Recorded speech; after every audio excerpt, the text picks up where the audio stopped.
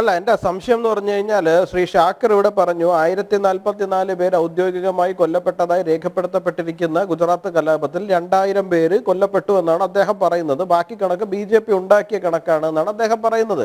അപ്പൊ എന്റെ സ്വാഭാവികമായ സംശയം എന്ന് പറഞ്ഞു കഴിഞ്ഞാൽ യഥാർത്ഥ നമ്പറിന്റെ ഇരട്ടിയാണ് കൊല്ലപ്പെട്ടിട്ടുണ്ട് എന്ന് അവർ അവകാശപ്പെടുന്നവരുടെ എണ്ണം. ഈ 1000 പേരെന്ന് പറയുന്ന നമ്പർ, അതായത് എക്സ്ട്രാ അദ്ദേഹം പറയുന്ന 1000 പേര്, ഈ 1000 പേർക്ക് തീർച്ചയായിട്ടും ബന്ധുക്കൾ ഉണ്ടാകും, സുഹൃത്തുക്കൾ ഉണ്ടാവും, അവരുടെ കൂടെ പഠിച്ചവരുണ്ടാവും, അവരെ അറിയാവുന്നവരുണ്ടാവും, ഇന്ന പ്രദേശത്ത് താമസിച്ചിരുന്ന ആൾക്കാരുണ്ടാവും എന്നൊക്കെ പറയുന്ന ഒരു ഐഡന്റിറ്റി ഉള്ളവരായിരിക്കുമല്ലോ 1000 പേര്. അല്ലാണ്ട് ഊരും പേരും ഒന്നുമില്ലാത്ത 1000 പേർ, ഏതോ 1000 പേർ, അങ്ങനെ 1000 പേരുണ്ടാവില്ലല്ലോ. ഈവൻ ഒരു വ്യക്തിയാണെങ്കിൽ പോലും ആ വ്യക്തിക്ക് ഒരു ഐഡന്റിറ്റി ഉണ്ടാവും, ആ വ്യക്തി അറിയുന്ന എത്രയോ ആയിരക്കണക്കിന് ആൾക്കാർ ചുറ്റും ഉണ്ടാവും, അല്ലേ? പോട്ടെ, ഒരു 50 പേർക്കെങ്കിലും ആ വ്യക്തി അറിയില്ലേ?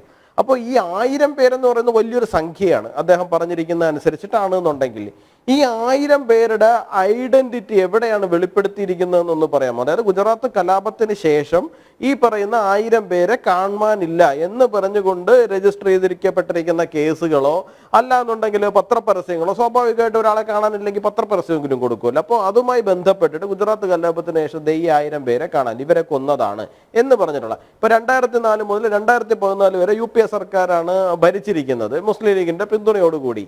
ഈ 1000 പേരെ കണ്ടെത്തുവാൻ വേണ്ടിയിട്ട് UPA സർക്കാർ ഒരു പരിശ്രമം പോലും നടത്തിയിട്ടില്ല എന്നുള്ളതാണോ? എനിക്ക് മനസ്സിലാവുന്നില്ല. അപ്പൊ UPA സർക്കാർ തീർച്ചയായിട്ടും അതിനകത്തൊരു പരിശ്രമം നടത്തേണ്ടതല്ലേ? തീർച്ചയായിട്ടും നരേന്ദ്രമോദിയെ എന്ന് പറയുന്ന ഈ പറയുന്ന നിങ്ങൾ പറയുന്ന ഫാഷിസ്റ്റ് ഭീകരനായിട്ടുള്ള ആള് ഈ 1000 പേരെ കൊന്നു, എക്സ്ട്രാ 1000 പേരെ കൊന്നു എന്നുണ്ടെങ്കിൽ തീർച്ചയായിട്ടും അത് UPA സർക്കാർ വെളിച്ചത്ത് കൊണ്ടുവരേണ്ടിയിരുന്നതായിരുന്നില്ലേ?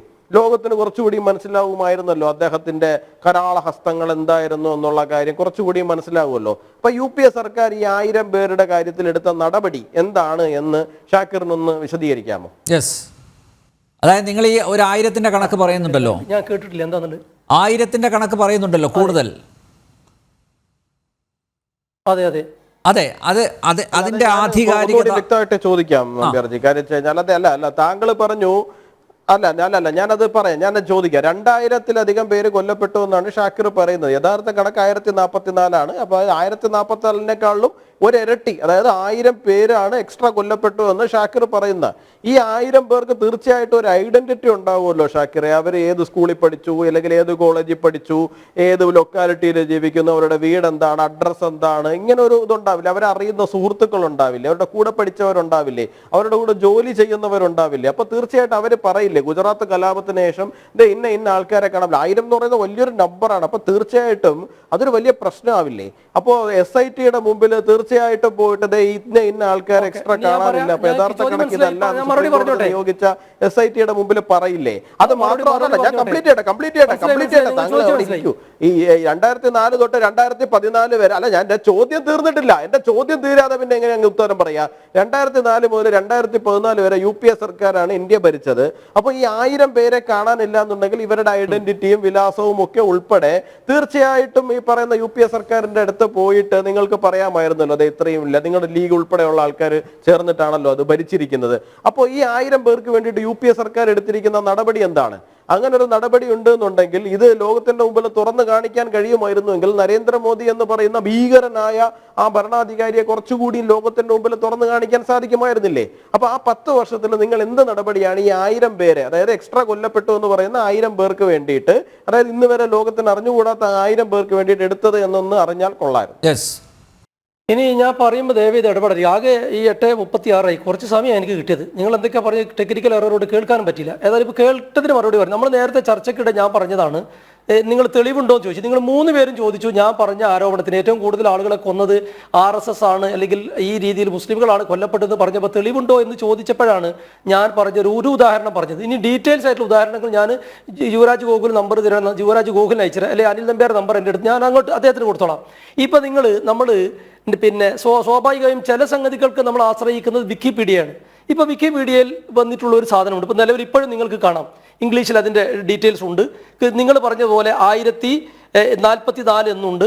എന്നാൽ 1926 2000 വരെ എന്നതുമുണ്ട്. ഇത് ഒരേപോലെ ഷാക്കിറെ, ഞാൻ വിക്കിപീഡിയ അല്ല ചോദിച്ചത്. നിങ്ങൾ ഉന്നയിച്ചിരിക്കുന്ന ആരോപണം അതിഗുരുതരമാണ്. നിങ്ങൾ ഉന്നയിച്ചിരിക്കുന്ന ആരോപണം അതിഗുരുതരമാണ്. 2002 സംഭവിച്ചുകൊണ്ട് 2025 അത് ലഘൂകരിക്കപ്പെടുന്നില്ല. 1000 പേര് എക്സ്ട്രാ കൊല്ലപ്പെട്ടിട്ടുണ്ട് എന്നുണ്ടെങ്കിൽ ആ 1000 പേർക്ക് വേണ്ടി നിങ്ങൾ സ്വീകരിച്ച നടപടിയാണ് ഞാൻ ചോദിക്കുന്നത്.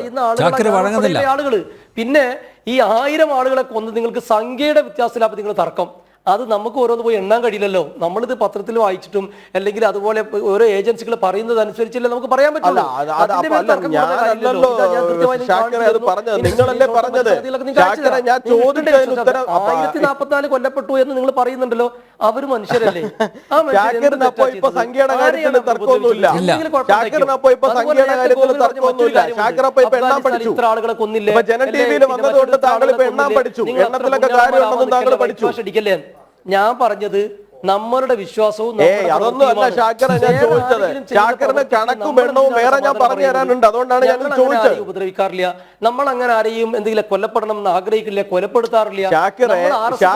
കൊന്നാൽ കൊന്നു, അത് ശരിയല്ല എന്ന് പറയുന്നവരാണ്. അത് ആര് ഞാൻ പറഞ്ഞാൽ ആര്യം മിശ്ര കൊല്ലപ്പെട്ടപ്പോ ഹരിയാനയിലെ ഫരീദാബാദ് വരെ പോയ ആളാ ഞാൻ.